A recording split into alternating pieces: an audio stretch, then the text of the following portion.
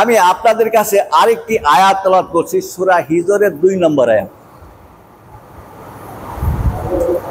রুবামা ইয়াওয়াদ্দুল লাযিনা কাফারু লাউ কানু মুসলিমিন।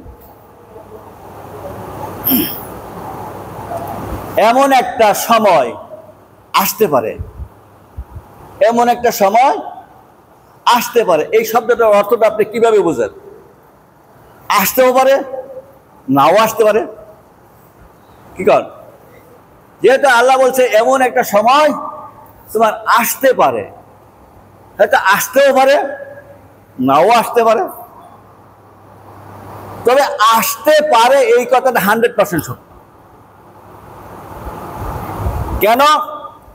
একটা ফর্মুলা দিলে, আপনারা যারা জানেন, একটা ফর্মুলা দিয়া অঙ্ক করা যায় শত শত। কথা ঠিক কিনা? মাস্টার শিখিয়ে দিছে একটা আমের দাম 1 টাকা হইলে 4টা আমের দাম কত? 4 টাকা। বাজারে গেছেন আম তো কিনতেন না, কাঁঠাল কিনবেন। একটা কাঁঠালের দাম 4 টাকা হইলে 4টা কাঁঠালের দাম কত? এই অঙ্কটা তো ওখান থেকে শিখাইছি। কথা ঠিক কিনা? একটা আমের থেকে আমি শিখছি না এটা? ঠিক একটা আয়াত, একটা ফর্মুলা, হাজারো কাজের ফর্মুলা। যেমন আসতে পারে, সকলের জীবনে আসছে কিছু না কিছু। যেমন ওই বেটায়, ওই সেরাই, ওই বন্ধু, ওই ভাই, এক একজনের জীবনে এক একটা মুহূর্ত আসছে। যে আমাকে বাবা স্কুলে পাঠাইছিল, কত সুযোগ দিছিল, আমি লেখাপড়া করি না। আমার সাথে লেখাপড়া করছে, অনেক সময় খাইয়া না খাইয়া কত কষ্ট করে লেখাপড়া করতে আছে, তার সামনে যাইতে আমার শরম করে। কথা ঠিক কিনা? আমার এত সুযোগ ছিল যে আমি লেখাপড়া করি নাই, কিন্তু আমার পাশেই একজন অনেক কষ্ট করে লেখাপড়া করছে, তার সামনে যাইতে আমার শরম করে। এটা আমার কিসের কারণ হয়েছে? আফসোসের কারণ হয়েছে। কথা ঠিক কিনা?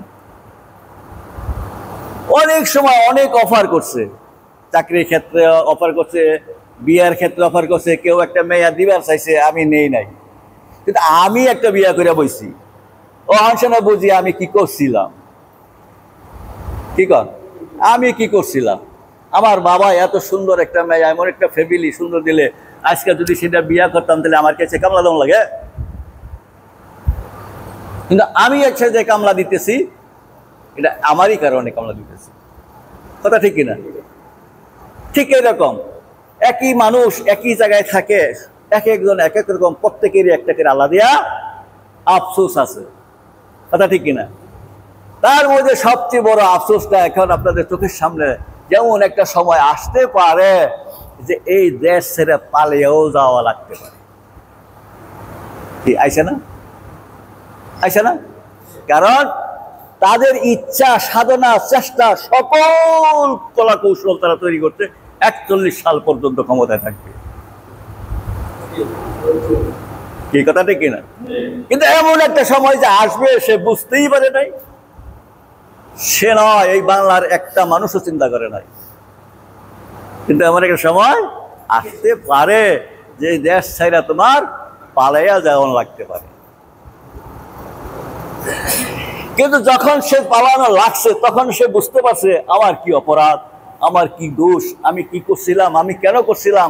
যদি না করতাম তাহলে কি আমার সে পালানো লাগে? কথা ঠিক কিনা? ঠিক মানুষ এই পৃথিবীর থেকে যখন মানুষ কাল কিয়ামতের দিন হাসরের মাঝে উঠবে, আল ইয়াউমা আকমালতু লাকুম দীনাক,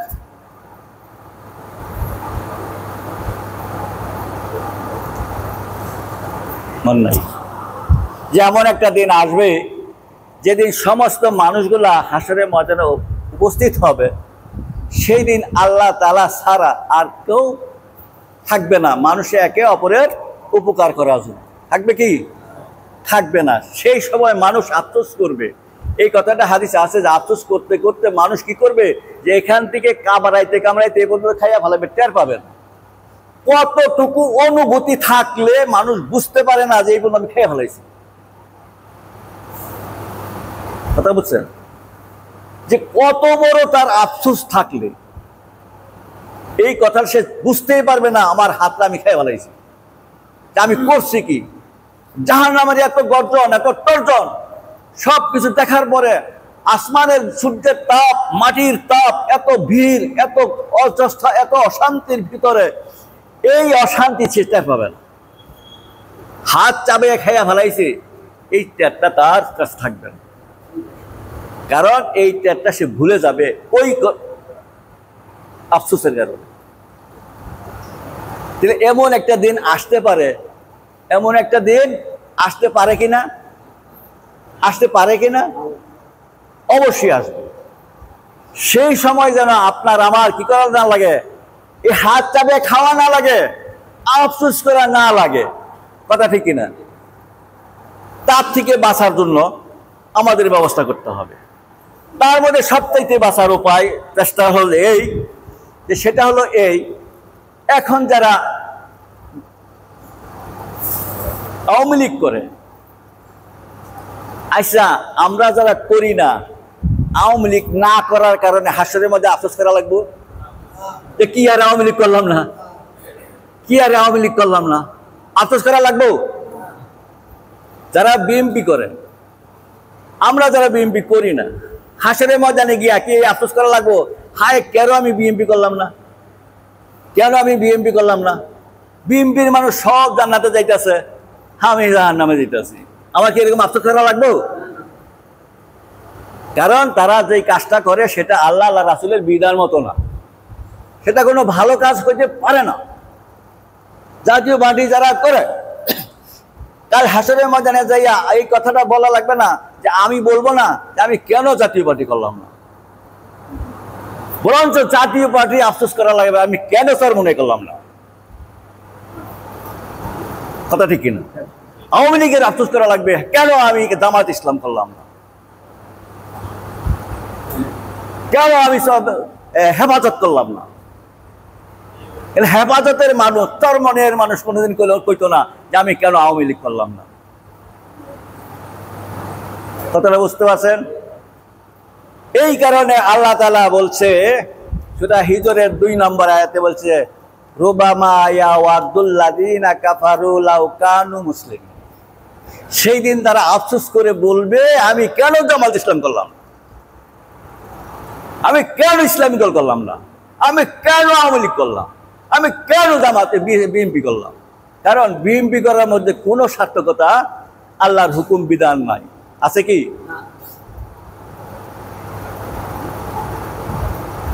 আমরা যারা এখানে আসি, সুতরাং যারা আমরা জামাত ইসলাম করি, আমাদের কোনো আফসোসের কারণ নাই, কারণ আমরা ইসলামের দল করি। আমাদের কাজ হবে, সকল কাজ হবে, সকল আঞ্জাম হবে শুধুমাত্র কেবলমাত্র একমাত্র আল্লাহ সন্তুষ্টির জন্য, কথা ঠিক কিনা। কিছু মানুষ আছে বলে আমরা রাজনীতি করি না। রাজনীতি করো না কেন? রাজনীতি হলো 1 নম্বর ফরজ, রাজনীতি 1 নম্বর ফরজ। আদম আলাইহিস সালাম থেকে শুরু করে শেষ নবী পর্যন্ত সমস্ত মানুষই তারা আল্লাহর জমিনে আল্লাহর দ্বীন প্রতিষ্ঠা করার জন্য সংগ্রাম করছে। আর এই দাওয়াতই দিছে, দাওয়াত দিছে, কালিমার দাওয়াত দিছে, কালিমার দাওয়াত দিয়া তাদেরকে সংখ্যাগরিষ্ঠতা করছে। সংখ্যাগরিষ্ঠতা হইলেই তো আল্লাহর জমিনে দ্বীন প্রতিষ্ঠা হবে, কথা ঠিক কিনা। আপনি আসেন, দাওয়াত দেন, আল্লাহর হুকুম মানেন, রাসূলের তরিকা মানেন, নামাজ পড়েন, আর এই দলটা যখন বড় হইব তখনই আল্লাহর জমিনে দ্বীন প্রতিষ্ঠা হবে।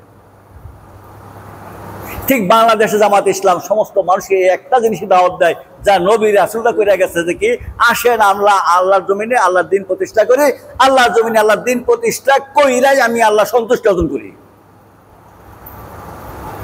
এটা হলো সকল ফরজের বড় ফরজ, আল্লাহর জমিনে আল্লাহর দ্বীন প্রতিষ্ঠা করা।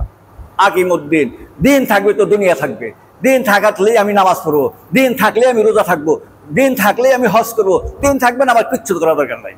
কারণ যে ইহুদির কাছে কোনো দিন আছে, ওদের হজ করা লাগে না, ওদের কাছে দিন আছে, ওদের নামাজ পড়া লাগে না, ওদের কাছে দিন আছে, রোজা রাখা লাগে না, কথা ঠিক কিনা। দিন থাকবে তো দুনিয়া থাকবে।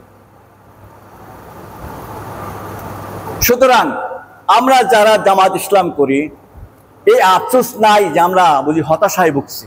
না না না, আমাদের সকল কাজ, উঠা বসা, খাওয়া দাওয়া, দান খয়রাত, সময় দান দেওয়া, সময় বিশ্লেষণ, এই যে সময়টা দিতেছি, কেন দিতেছি? কিছু শিখছি, কিছু শিখাচ্ছি। কি? আল্লাহ জমিনে কিভাবে দিন প্রতিষ্ঠা হবে। আল্লাহ দিন প্রতিষ্ঠা করার জন্য বাংলাদেশ জামায়াতে ইসলামী শহীদি কাফেলা, যেই কাফেলাটা রাসূল থেকে শুরু করে সমস্ত মানুষগুলো শুধু শহীদই হচ্ছে, রক্তই দিচ্ছে, রক্তই দিচ্ছে, মুরগির গোস্ত খাওয়ার সময় পায় না, উটের গোস্ত খাওয়ার সময় পায় না। কথা ঠিক কিনা? তাদের খাওয়ার কোনো আশা নাই, তাদের খাওয়ার কোনো চিন্তা নাই, শুধু আল্লাহর জমিনে আল্লাহর দিন কিভাবে প্রতিষ্ঠা হবে তার একমাত্র তামান্না। টাকা লাগে টাকা নাও, জমিন লাগে জমি নাও, পয়সা লাগে পয়সা নাও, দেহ লাগে দেহ নাও, রক্ত লাগে রক্ত নাও। কারণ আমি এই পৃথিবীতে কোনোদিনই থাকবো না, আমি এই পৃথিবীতে কোনোদিনই থাকবো না। আমার থাকার আশা করাটা অপরাধ। আমি একাও যাব না। আল্লাহ যখন নির্ধারিত সময় হয় তখন আমি দুনিয়া থেকে চলে যাব। যতক্ষণ আমি থাকবো ততক্ষণ পর্যন্ত আল্লাহর জমিনে আল্লাহর দিন প্রতিষ্ঠা করার জন্য সময় দেব। আমি খাই কেন? বেঁচে থাকার জন্য। আমি বাঁচবো কেন? দিন প্রতিষ্ঠা করার জন্য। কথা ঠিক কিনা? আমি কি খাই থাকার লেগা, বাঁচার লেগা? না, বাঁচার লেগা না। আমি যত সুস্থই থাকি আর অসুস্থই থাকি, আমি পৃথিবীর তরেই যাব। এমন না যে আমি অসুস্থ হয়েছি আমি মারা যাব, সুস্থ আছি মরবো না। আমার সেই তো অনেক ভালো তাগড়া জোয়ান পড়ছে, কাটতে শেষ। কথা ঠিক কিনা? অনেক মানুষ আছে অসুস্থ হয়ে পড়েছে, 4 বছর বিছনায় পড়ছে, উঠতেই পারে না, তবুও তো নিয়ে আছে। বাঁচা মারা কোনো সাবজেক্ট না। আমি যতক্ষণ থাকবো ততক্ষণ পর্যন্ত শুধুমাত্র একমাত্র আল্লাহর সন্তুষ্টির জন্য কাজ করব। আমি ঘুমাই সেটাও আল্লাহর সন্তুষ্টির জন্য, রাজনীতি করি সেটাও আল্লাহর সন্তুষ্টির জন্য। কেন রাজনীতি করব না? আমি যদি রাজনীতি না করি তাহলে আল্লাহর জমিনে তো দিন অচল হয়ে যাবে, উঠে দিবে ইহুদিরা আনসার খ্রিস্টান। কথা ঠিক কিনা? সংগ্রাম করো। আল্লাহ তাআলা বলছে, ইয়া আইয়ুহাল্লাযীনা আমানু খুযু হিজরাকুম সুবাতিন আও ইনফিরু জামিআ। হে ইমানদারগণরা, তোমরা সংগ্রামে ঝাঁপিয়ে পড়ো, লাঠিয়ে পড়ো, হয়তো একা, কখনো কখনো সংঘবদ্ধভাবে।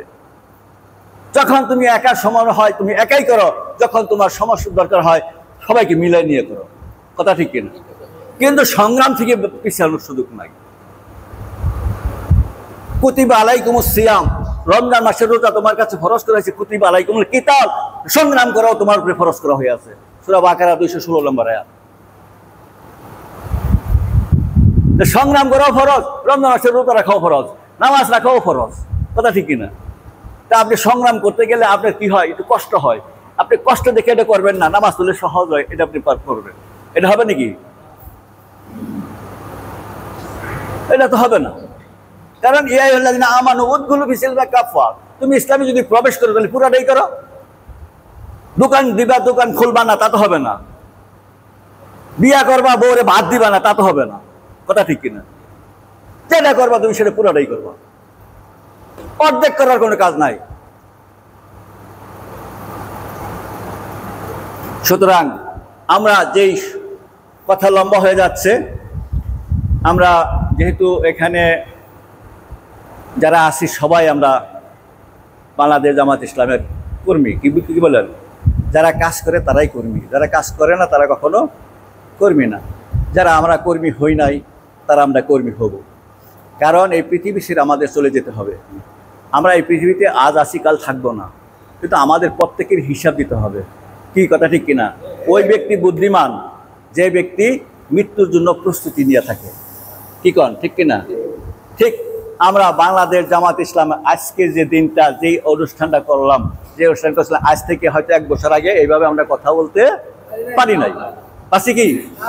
পারি নাই। এই মসজিদে বসার সাহস আমরা পাই নাই। কর্তৃপক্ষের কাছে আমরা অনুমতি চাইতে পারি নাই, আর আজকে অনুমতি চাওয়া লাগে না। আমরা কি এখানে খারাপ করছি না ভালো করছি? তিনি যেই কাজটা আমাদেরকে করাইছে সেটাই তো খারাপ ছিল, আমরা করতে দেয় নাই। কথা ঠিক কিনা? সেই ফেসিস যেন এই বাংলাদেশে আর না থাকে। আমাদের সদা সর্বদা সজাগ থাকতে হবে। এমন একটা দিন আজকে, সেই দিনটা কি জিনিস? আমরা 1947 সালে একবার স্বাধীন হয়েছি, কিন্তু স্বাধীনতা ভোগ করতে পারি নাই। 1971 সালে স্বাধীন হয়েছে, কিন্তু স্বাধীনতা ভোগ করতে পারি নাই। কিন্তু 2024 5ই আগস্ট আমরা স্বাধীন করেছি, আজকে 1 বছর পূর্তি, কথা ঠিক কিনা? এই স্বাধীনও আমরা স্বাধীন হয়েছি, কিন্তু স্বাধীনতা ভোগ করতে পারি নাই। আমাদের স্বাধীনতা ভোগ করতে হবে, কথা ঠিক কিনা? স্বাধীনতা কিভাবে ভোগ হবে? ওই সময় হবে যখন এই দেশে একটা নারীও নির্যাতিত হবে না, একটা নারীও ধর্ষণ হবে না, একটা মানুষ খুন হবে না, একটা মানুষ গাড়ি চাপাই করে মরবে না, কথা ঠিক কিনা? একটা মানুষ তালাকপ্রাপ্ত হবে না, কথা ঠিক কিনা? একটা মানুষ সম্পদ হারা হবে না, একটা মানুষ জেল খাটবে, বিনা দোষে জেল খাটবে না, কথা ঠিক কিনা? তখনই তো এই দেশে মানুষ শান্তি পাবে। আমার সম্পদ অন্যজনে হয়রান করে না, আমার বউ নিয়ে জায়গা, আমার মেয়ে নিয়ে জায়গা, কথা ঠিক কিনা? এটা কি স্বাধীনতা? আমাদের স্বাধীনতা রক্ষা করতে হবে এবং স্বাধীনতার সুফল আমাদের ভোগ করতে হবে। এটা কিভাবে হবে? শুধুমাত্র কেবলমাত্র একমাত্র আল্লাহর জমিনে আল্লাহর দিন প্রতিষ্ঠা হবে, নচেত সম্ভব না। মানব রচিত আইন দিয়া পৃথিবীতে কখনো শান্তি আসে নাই। আল্লাহর জমিন, আল্লাহর আসমানের মধ্যে আল্লাহর মানুষ আল্লাহর বিধান দিয়া চলবে, তবে শান্তি, কথা ঠিক কিনা? আল্লাহ তাআলা আপনাকে আমাকে সকলকেই আল্লাহ তাআলার বিধান মতো চলার যোগ্যতা এবং তৌফিক দান করুক, সবাই বলে আমিন। আমি এই সংক্ষিপ্ত আলোচনা শেষ করছি। আসসালামু আলাইকুম ওয়া রাহমাতুল্লাহ।